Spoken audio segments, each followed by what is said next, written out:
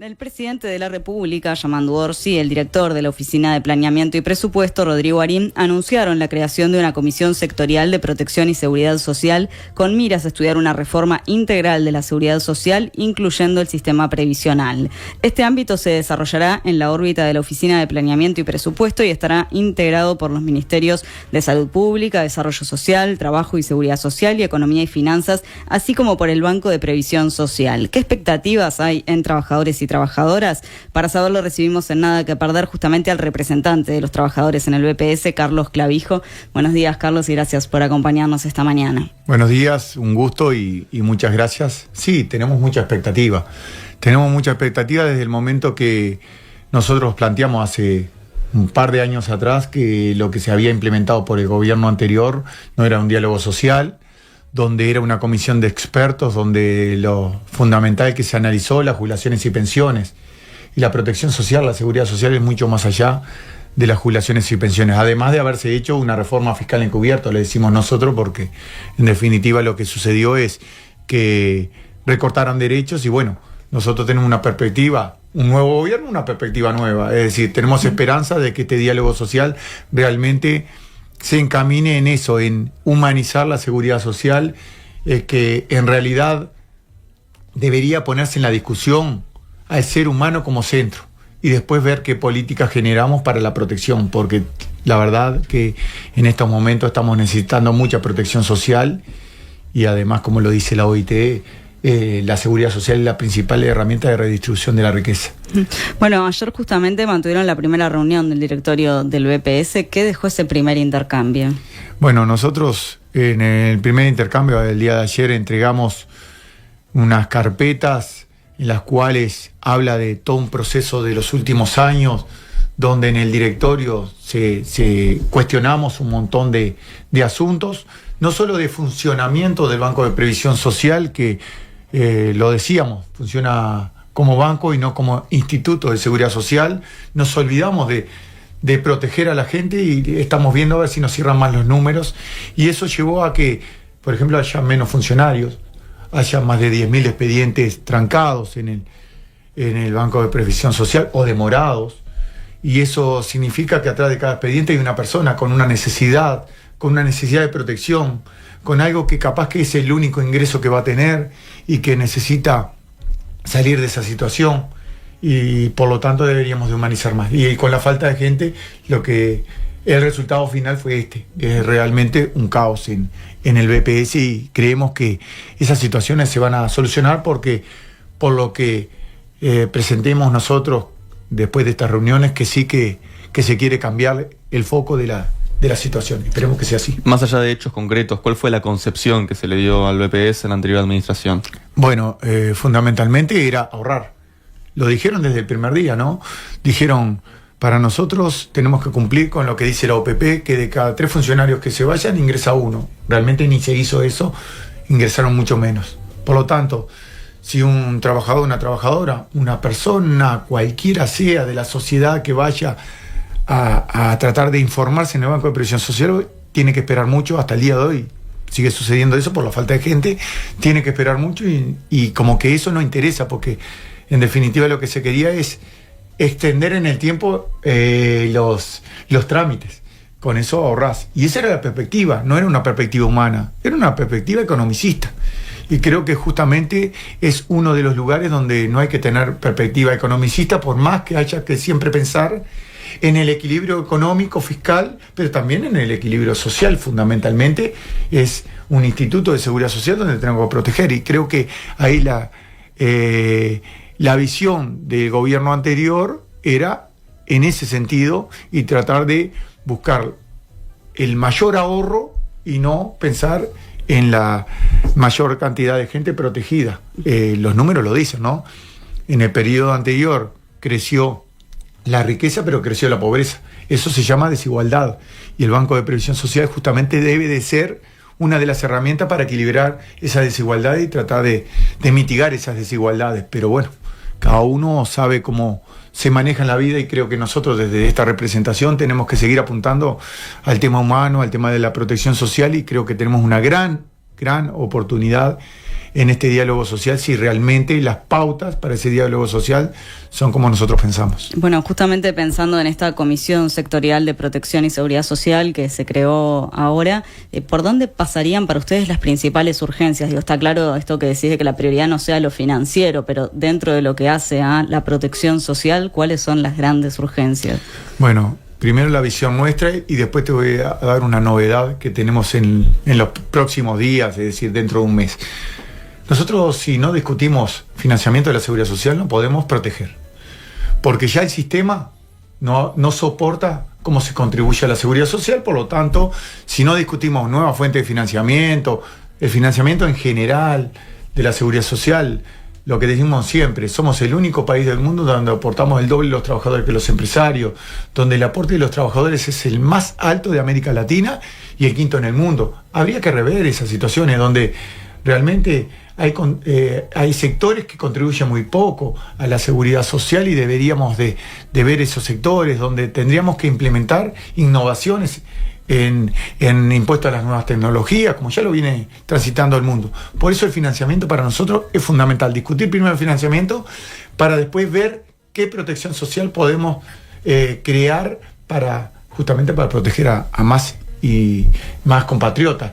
Pero a su vez, la información que te quería dar, el 29 de abril, en la Semana de la Seguridad Social, terminando la Semana de la Seguridad Social, nosotros vamos a generar un evento de la Comisión de Seguridad Social del PICNT, donde la dirigimos nosotros, en la cual va a ser de financiamiento, donde va a haber una exposición de una gerente de financiamiento del BPS, donde va a haber una participación internacional, va a venir Guillermo Montt de la OIT a plantear cómo se financia en el mundo la seguridad social. Vamos a tener a nuestro compañero Hugo Dufrechú, que es el economista, donde va a ser la posición del equipo, va a explicar la posición del equipo. Y a su vez estamos tratando de conseguir un compañero, una compañera de Chile, donde hace muy pocos días se resolvió, se aprobó un nuevo financiamiento, una nueva forma de financiamiento, incrementándole el aporte empresarial para que se pueda financiar mejor la seguridad social. Por lo tanto, creo que va a ser buena y además después, como hacemos en todas las comisiones, la segunda parte va a ser de debate y de propuestas rumbo a ese diálogo, porque ya estamos trabajando nosotros en el diálogo social, pero con la gente y trabajando en colectivo. Así que creo que va a estar muy bueno. Vos recién hablabas, Carlos, sobre las inequidades que hay en las contribuciones. ¿Cuáles son las principales diferencias que hay entre trabajadores y empresarios en nuestro sistema de seguridad social? Bueno, el 15% que aportan los trabajadores, yo decía recién, el único país del mundo donde aporta, algunos empresarios aportan el 7,5%. Digo algunos porque varios de ellos están exonerados o exoneradas. Y además el campo, que tiene una aportación diferente, que habría que revisarla. Es más, en la comisión de expertos hay un análisis que dice esto mismo y reafirma que aparentemente es muy poca la contribución del campo, donde aporta un 1,92% en promedio, y donde dice que hay que hacer una comisión, la comisión de expertos justamente dice que se cree una comisión donde estudiará el tema. Pero a su vez en la ley 20.130 lo que hace es, le da al Banco de Previsión Social la diferencia, pero el mismo rentas generales ya se estipula que le da la diferencia para que no haya un gran mal llamado déficit en la seguridad social. Creemos que no es la solución porque vos estás tapando justamente ese financiamiento de menos que debería venir por parte del sector rural, donde yo, para recordar nomás, en la pandemia donde nosotros estuvimos muy mal, todas y todos en el mundo estuvimos mal, 2020-2021, récord histórico en el tema agroexportador, carne, arroz, soja, lechería. Y bueno, si tuvieron récord histórico, ¿por qué, si tienen capacidad de aportar, por qué no aportaban a la seguridad social cuando todos estábamos mal? Deberíamos de empezar a discutir esas cosas y creo que en el diálogo social se deberían de dar esas cosas, porque sería lo mejor y lo más natural para un diálogo social, poder discutir desde los diferentes enfoques y llegar a grandes acuerdos, a grandes consensos para que esa reforma sea sustentable en el tiempo. Si no, va a pasar como la 20.130, en la cual todo el mundo la critica, inclusive lo mismo que la votaron. Si escucha, el Partido Colorado está cuestionando artículos de la 20.130 que levantaron la mano ellos también, ¿no? Entonces, no hubo ni consenso ni social ni político. Todos los sociales votamos en contra, el gobierno de turno, quien hoy está gobernando, votaron en contra en esa comisión de expertos, y algunos que votaron a favor hoy están en contra de esa ley. Por lo tanto, eso no es un diálogo social, porque hay que llegar a grandes consensos. Cuando decís en esto del financiamiento que habría que pensar en distintos sectores, además de lo rural, ¿estás pensando en otros sectores que estén aportando menos? Y las nuevas tecnologías. Hoy las nuevas tecnologías en el mundo ya están aportando a la seguridad social. Desplazan mano de obra y generan más ganancia de capital. Por lo tanto, deberían de contribuir a la seguridad social. El tema de las plataformas, que hay una gran discusión, hay una ley aprobada, la cual nosotros somos muy críticos a esa ley, porque creemos, y aparte la jurisprudencia nos reafirma nuestra posición, donde habla de que los trabajadores de plataformas son trabajadores dependientes. No son independientes, no son pequeñas empresitas, porque la plataforma cobra a la plataforma y les paga a través de la plataforma. Por lo tanto, hay alguien que contrata a esas personas y les paga un salario. Por lo tanto, deberían ser dependientes. En el mundo ya viene cambiando. Yo leí un informe muy bueno de Globo, allá por España, donde tuvo que pagar una indemnización y poner a todos los trabajadores dependientes. Eso significa más financiamiento de la seguridad social, además de otras herramientas que tenemos, ¿no? La informalidad en el Uruguay, que está por encima del 21%, casi 22%, bueno, deberíamos de ver la forma de que esas personas puedan contribuir a la seguridad social y que tengan todos los derechos, porque están en la informalidad. Aparte, tampoco le sirve a las empresas que haya un sector informal, porque también es una competencia desleal entre ellas. Entonces creo que en eso podríamos llegar a acuerdos también y buscar formas de que todos puedan contribuir y que todos tengan derechos. Y si se piensa, a su vez, si lo pensamos, digo, el sistema previsional, no solo de seguridad social, como todo un sistema, ¿no? Justamente, ¿se podría pensar en tocar algo de otras cajas para mejorar la sustentabilidad del BPS? Yo creo que sí, que se debería de pensar en otras cajas. Lo que hemos dicho más de una vez, la caja militar tiene privilegios en la cual los otros subsistemas no lo tienen. Bueno, deberíamos de ver por qué tienen los privilegios y en qué condiciones generaron los privilegios, que todos lo sabemos. Por lo tanto, deberíamos de hincarle el diente, como decimos nosotros, a esos subsistemas que son de privilegio, que quizás se pueda hacer un esfuerzo y que sea más equitativo, porque no está bueno que haya jubilados clase A y clase B. Deberíamos de tener todos los mismos derechos en este país tan concebido de democrático y de derechos. Deberíamos de tener los mismos derechos, porque si no, estamos en un país cada vez más desigual. Y bueno, eso es parte de también la discusión que no se quiso dar en algunos momentos y que vamos a tener que darle, tarde o temprano vamos a tener que darla.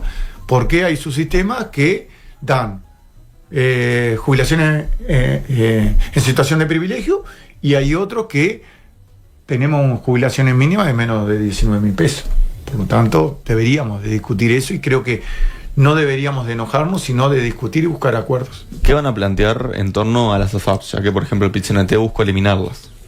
Bueno, una de las cuestiones que venimos planteando desde hace rato es que, si bien no se pudieron eliminar las AFAP, porque nosotros desde el año 96 estamos en contra cuando se implementaron, buscar la forma de que realmente, como es un negocio, porque en definitiva la AFAP termina siendo un negocio, que sea como cualquier negocio. ¿De dónde tienen las comisiones? Las comisiones las tienen desde el aporte, es decir, es el negocio más seguro que hay en el Uruguay, creo que en el mundo. Entonces, ellos no arriesgan cuando invierten. Bueno, nosotros decimos, un primer paso podría ser que sea tal cual como es cualquier negocio. Que ¿de dónde sacan la comisión? Desde el riesgo, de cuando invierten, así como pierde el trabajador y la trabajadora, que pierdan ellos también. Si la rentabilidad ha sido negativa para los trabajadores y trabajadoras y por lo tanto después las rentas vitalicias que las paga el Banco de Seguro del Estado, pero son a consecuencia del ahorro individual, son muy chicas. ¿Por qué? Porque la rentabilidad ha sido negativa. Bueno, que también la rentabilidad sea negativa para las ganancias de ellos, porque si no es muy fácil. Yo agarro la plata del aporte, me la pongo en el bolsillo y después invierto y me da lo mismo, porque el riesgo lo sufre el trabajador y la trabajadora y yo ya hice mi ganancia. Creemos que es un sistema malo, que lo hemos planteado en todos lados, pero podemos generar pasos en los cuales vaya eliminando el lucro de la seguridad social. La seguridad social no debería de tener lucro porque justamente es protección social. Y en este caso tenemos un lucro muy importante en estos sistemas. Y bueno, sería un paso para adelante. Sí, pensamos porque está lo que hace al sistema previsional y en ese sentido el actual gobierno, cuando era oposición, planteaba que cuando se trató toda la ley en el periodo pasado se había dejado de lado la seguridad social en su totalidad y había sido más una reforma jubilatoria que de seguridad social. En lo que hace a la totalidad de la seguridad social, de la protección social, como le está llamando el nuevo gobierno, ¿cuáles son las grandes deficiencias que se tienen?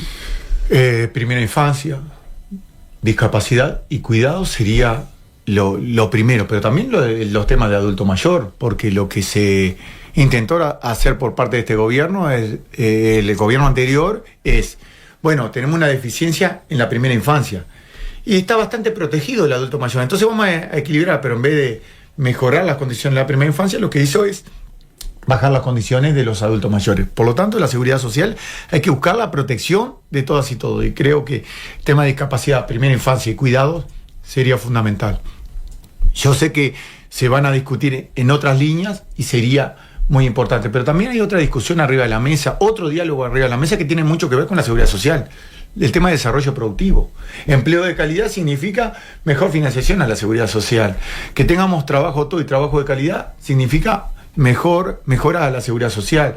Reducción de la jornada laboral quiere decir que la reducción de la jornada laboral implica de que el ser humano esté mucho más, menos tiempo expuesto al trabajo y por lo tanto tenga una vida mucho más sana, que después si no la termina pagando en salud más adelante y ahí tiene que necesitar el sistema de cuidado o los temas de discapacidad, la protección a la discapacidad.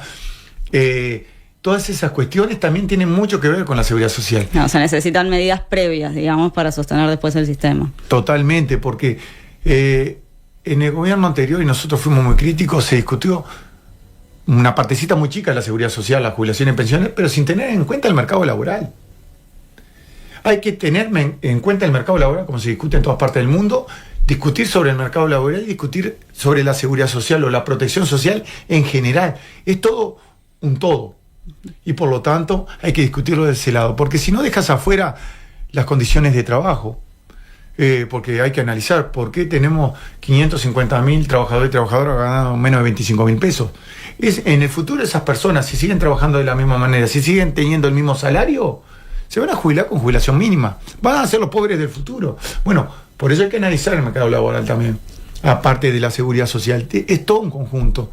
Porque lo que se haga ahora en el mercado laboral repercute en el futuro también en la seguridad social y en la salud y en la discapacidad.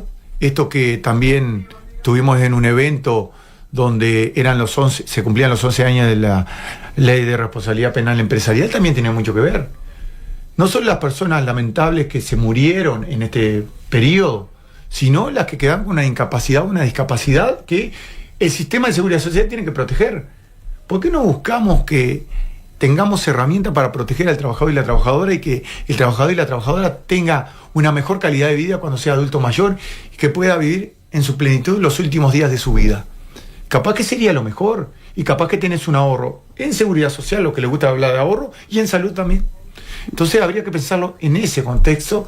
Por eso decía al principio, humanizar la seguridad social, humanizar las discusiones y no pensar que somos robots. Los robots son otra cosa.